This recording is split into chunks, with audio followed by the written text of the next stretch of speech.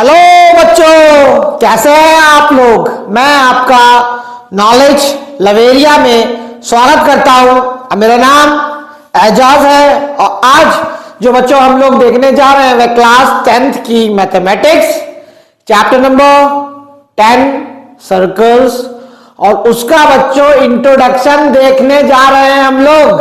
तो आइए इंट्रोडक्शन देख लेते हैं बढ़िया तरीके से एकदम। सबसे पहला सवाल, जब सर्कल पढ़ा रहा हूं मैं तो सर्कल है क्या, सो लिख देता हूं। पहला question, what is circle, question mark लगा देता हूं। अब देखो ये है क्या, इसका आंसर ये है the locus of points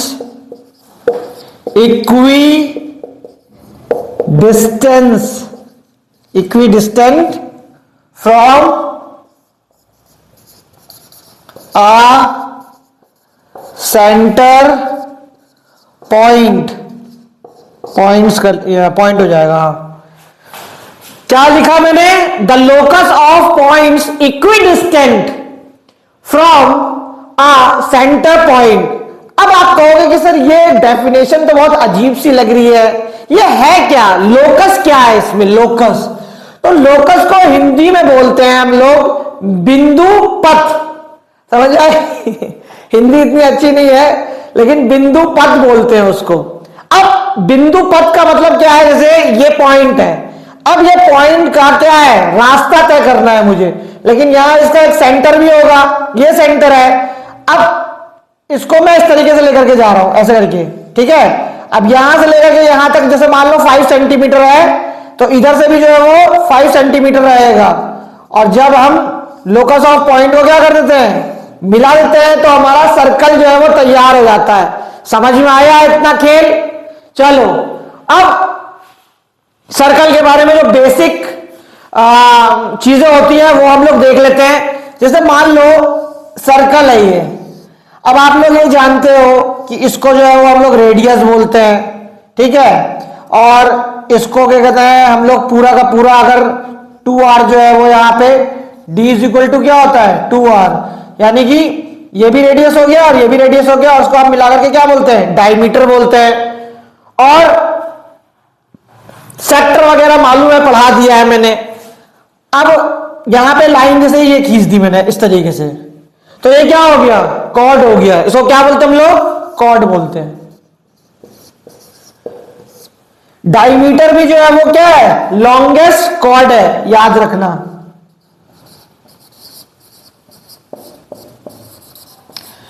longest chord हो गया। जो मेन टॉपिक है ना वो स्टार्ट होता है, तो इसको थोड़ा गौर से सुनो। जैसे मान लो ये एक सर्कल है। अब है क्या कि हम लोगों को देखना है कि लाइन और सर्कल का अलग अलग केसेस में क्या रिलेशन होता है। जैसे मान लो एक लाइन यहां से पास हो रही है और सर्कल है बाहर में, तो हम इसको इस तरीके की लाइन को हम लोग बोलेंगे non intersecting line. Non intersecting line हो गई।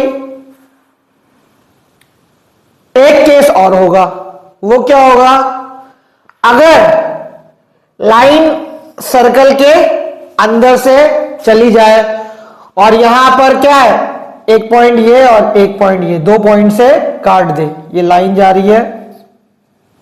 यहां पर पॉइंट का नाम दे देता हूं ए, और ये बी पॉइंट हो गया, और ये पी और क्यू जो है वो लाइन हो गई।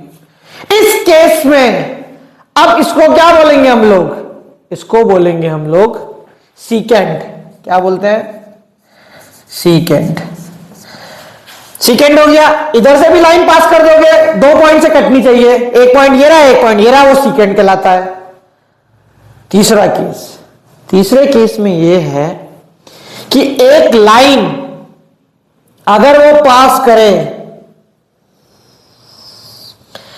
सिर्फ एक पॉइंट से, क्या, सिर्फ एक पॉइंट। देखो यहां पे तो मैंने क्या कहते हैं हाथ से बनाया है, तो इसलिए जो है वो थोड़ा प्रॉपर बना नहीं है। लेकिन जो पॉइंट ऑफ कांटेक्ट होता है ना सर्कल का इस लाइन के साथ, सिर्फ एक होता है, एक पॉइंट पे होता है, ठीक है।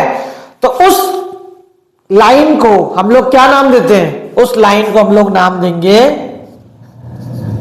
टेंजेंट। उसको हम लोग क्या बोलते हैं? टेंजेंट। जैसे मान लो ये सर्कल है, इस तरीके से कोई भी लाइन जो है वो पास हो रही है यहां से, पॉइंट ऑफ कांटेक्ट जो है वो क्या है? खाली एक है। इसमें तो दिख रहा है कि मिल रही है, लेकिन असल में मिलता नहीं है। पॉइंट ऑफ कांटेक्ट जो है वो लाइन का और सर्कल का एक ही जगह होता है, उसको हम लोग बोलते हैं टेंजेंट बोलते हैं। अब टेंजेंट जो है वो एक सर्कल में कितनी खींच सकती है? जितना तुम्हारा मन। जैसे मान लो यहां ये सर्कल है, इधर से खींच दो, इधर से खींच दो, इधर से कर दो, इधर से कर दो, ये इस तरीके से ऐसे कितने भी जो है वो टेंजेंट जो है वो आप बना सकते हो। बस इसमें यही जो है वो चीजें हैं। और टेंजेंट मैंने बताई दिया, नॉन इंटरसेक्टिंग लाइन बताई दी आपको। सर्कल के अंदर जो है वो दो थ्योरम है, तो आओ उन दो थ्योरम को भी जो है वो हम लोग देख ही लेते हैं। इस थ्योरम को मैं पढ़ रहा हूं, the tangent at any point of a circle is perpendicular to the radius thought the point of contact. सुनो, सबसे पहले एक सर्कल मैंने यहां बनाया। अब इस सर्कल में एक यहां से क्या हो रही है? टेंजेंट पास हो रही है बच्चों। कौन सी ले लेता हूं? एक्स और वाई ले लेता हूं। ये टेंजेंट जो है वो पास हो रही है। पॉइंट ऑफ कांटेक्ट क्या होगा? वो होता है जहां पे टेंजेंट और सर्कल का मिलन होता है, उस पॉइंट को हम लोग क्या बोलते हैं? पॉइंट ऑफ कांटेक्ट कहते हैं। अब यहां पे सेंटर से लेकर के जो ये रेडियस है ना, यहां पे बोला क्या है कि क्या ये लाइन या ये टेंजेंट इस रेडियस के परपेंडिकुलर होगा क्या? मुझे ये प्रूफ करना है। तो कैसे प्रूफ करूंगा मैं? अब ऐसे तो बोल नहीं सकता हूं, मेरा रिश्तेदार तो है नहीं कि बोल दूंगा कि ये कहता है परपेंडिकुलर है ये। नहीं, इसके पीछे एक वजह छुपी हुई है। तो वजह क्या है? थोड़ा प्रोफेशनल तरीके से लिख लेते हैं कि हम लोगों को दिया हुआ क्या है, गिवन क्या क्या है हम लोगों को। A circle with tangent X Y, a circle with tangent x y meet at point P। यहां पे हम लोगों को दे रखा है कि ये वाली टेंजेंट जो है वो P पॉइंट पे जो है वो जा करके रेडियस के साथ जो है वो मिल रही है। लिख भी दिया यहां पे circle with tangent X Y meet at point P। अब अपने को बताना है कि ये जो है इसके साथ ये लाइन जो है या ये टेंजेंट जो है वो रेडियस के साथ परपेंडिकुलर बना रहा है या नहीं बना रहा है, ये मुझे बताना है। अब यहां पे लिख देता हूं टू प्रूफ। क्या प्रूफ करना है मेरे को प्रूफ ये करना है, यहां पे नाम दे देता हूं इस सेंटर का, ओ नाम दे देता हूं OP is perpendicular to X Y. ठीक है, जो हमारा जो है वो टेंजेंट जो जा रहा है। अब मैं इसको प्रूफ करने के लिए चला।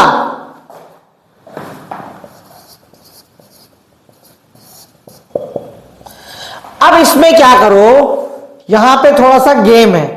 यहां पे ना मैं एक लाइन खींच लेता हूं। ये मैंने लाइन ऐसे करके खींच ली। अब यहां पे मैंने खींच लिया तो यहां पे मैं नाम दे देता हूं इसको, ये वाला जो पॉइंट है इसको नाम देता हूं Q। और ये वाला यहां से ये जो सर्कल पे यहां पे टच कर रहा है ना, देखो OP और O, यहां इसको मैं A मान लेता हूं। OA और OP ये इक्वल होगा ना, आप लोग तो जानते हैं क्योंकि क्या है ये, लिख देता हूं यहां पे OP is equal to O A. क्यों है ये? क्योंकि radii of same circle, radii of same circle है। अब मैं यहां पे क्या करूंगा, एक कॉमन सी बात है यहां पे, ये जो ओ क्यू होगा, ओ और क्यू, ये क्या होगा, ओ क्यू जो है वो बड़ा होगा किससे, ओ ए से होगा ना बड़ा। देखो यहां पर, ये देखो लाइन आगे जा रही है और ये रेडियस जो है वो यहां पे कम है। अच्छा, ओ और ये ओपी और ओ ए ये आपका आपस में इक्वल है, तो इसका मतलब ओ क्यू जो है वो ओपी से भी बड़ा होगा। लॉजिक तो यही है,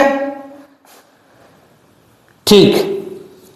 यानी कि ओ क्यू जो है, ये वाली लाइन जो है वो क्या है, ये वाली लाइन जो है वो बड़ी है और ये वाली लाइन क्या है, छोटी है। लेकिन एक बात बोलूं, यहां पे इसको डायरेक्ट प्रूफ कर देना और बोल देना शॉर्टेस्ट साइड ओपी है, ये थोड़ी जल्दबाजी हो जाएगी। समझ में आया? इसमें क्या करो, तुमको देखो थोड़ा सा और मैं बताता हूं अपनी तरफ से। जैसे मान लो यहां पर भी अगर मैं कोई एक लाइन ले लूं, यहां पर भी एक कोई लाइन ले लूं, ठीक है। इसको मान लो, जैसे मैंने क्या कहते हैं Z पॉइंट मान लिया, इसको जो है वो मैंने यहां पे B पॉइंट मान लिया। तो आप एक चीज ध्यान रखना इसमें कि ये जितनी भी लाइन होगी ना, यहां से लेके ये जितनी भी लाइन होगी, ये सब क्या होगी, इस ओपी से क्या होगी, बड़ी होगी, हमेशा बड़ी दिखेगी तुम्हें। तो सबसे छोटी, देखो इधर से भी मैं ले लूंगा, इधर से भी अगर मैं ले लूंगा यहां तक, तो ये देखो ये वाली भी लाइन जो है वो लंबी होगी। इस पॉइंट यहां, इसको क्या बोल देता हूं, इसको बोल देता हूं, मान लो ओसी बोल देता हूं इसको। ये भी बड़ा होगा, ठीक है, ये भी बड़ा होगा, ये भी बड़ा होगा, किससे, ओपी से। तो जब जो सबसे शॉर्टेस्ट लाइन होती है ना, वो परपेंडिकुलर होती है। देख लो क्या कहते हैं, तुम अगर मान लो इस तरीके का कोई तंबू भी बना रहे हो, इस तरीके का कोई तंबू भी बना रहे हो, तो जाहिर सी बात है क्या कहते हैं, क्या होती है, ये वाली डिस्टेंस जो होगी, जो सबसे लंबी डिस्टेंस होती है, जो सीधी होती है, यानी कि अगर मैं इस तरीके ऐसे कर दूंगा, ऐसे कर दूंगा, तो ये जितना भी क्या कहते हैं डंडा होगा वो क्या होगा, इस परपेंडिकुलर लाइन से जो है वो बड़ा होगा। इसलिए बच्चों, तो यहां पे क्या है, OP is shortest side, that's why OP is perpendicular to the tangent XY। यहां पे लिख दो hence proved। ए भाई जरा देख के चलो, आगे भी नहीं पीछे भी, दाएं भी नहीं बाएं भी, ऊपर भी, भाई जरा देख के चलो, ठीक है। देख लो इसको बच्चों, अब बताना कैसी रही। The length of tangents drawn from an external point to a circle are equal। इसमें क्या बोल रखा है, जैसे मान लो एक सर्कल है, ठीक है, और कोई भी पॉइंट है, मान लो यहां पे मैंने इस पॉइंट को, एक्सटर्नल पॉइंट को P मान लिया, तो इस जगह से होगा, ठीक है। इसका नाम मैं दे देता हूं Q, नाम दे देता हूं। फिर एक जो है वो टेंजेंट इस पॉइंट से मैं लेके जाऊंगा, ऐसे हो गया है पास। इतना आ गया समझ में। अब यहां पे सेंटर दे रखा है वो, इसको मैंने यहां से लेके जोड़ दिया, पॉइंट ऑफ कांटेक्ट ये रहा, इसके साथ जो है मैंने यहां पे जोड़ दिया इस तरीके से। इसको मैं मान लेता हूं P और R। अब मुझे ये बोला गया है कि ये P Q और P R ये आपस में क्या है, इक्वल है, ये मुझे प्रूफ करना है। और सेंटर मेरा क्या हो गया, O हो गया बच्चों, ये हो गया। अब मुझे PQ और PR जो टेंजेंट है इसको इक्वल प्रूफ करना है बस। तो मैं यहां पे कैसे प्रूफ करूंगा, देखो ये जो आगे निकल गया ना उससे कोई मतलब नहीं है अपने को। यहां पे सबसे पहले क्या करना, पहले लिखो गिवन, क्या दे रखा है, A circle with centre O and two tangents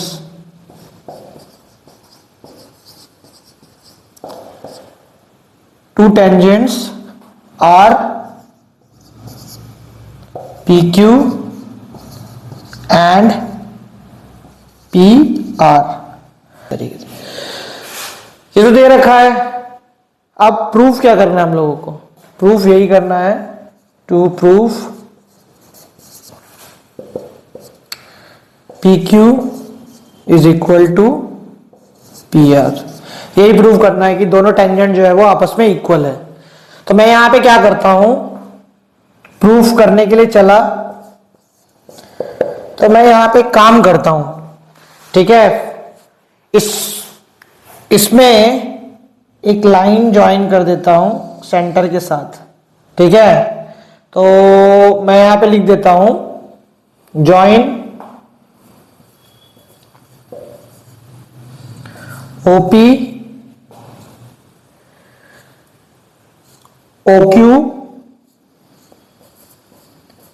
and OR। इतना मैंने कर दिया, ज्वाइन कर दिया इसको। अब मैं प्रूफ जब करूंगा ना तो मुझे क्या चाहिए, इसको और इस वाली जो टेंजेंट है मुझे इसको इक्वल प्रूफ करना है। तो देखो यहां पे दो ट्राइंगल बन रहे हैं या नहीं बन रहे? आप लोग जानते हैं कि ये जो है वो क्या होगा, टेंजेंट के साथ जो रेडियस है वो 90 डिग्री बनाता है। तो मैं यहां पे 90 डिग्री का साइन जो है वो डाल करके यहां पे दिखा देता हूं। अब मैं कैसे कॉन्ग्रुएंट प्रूफ करूंगा, इस ट्राइंगल को इसका नाम दे देता हूं ट्राइंगल POQ एंड PRO।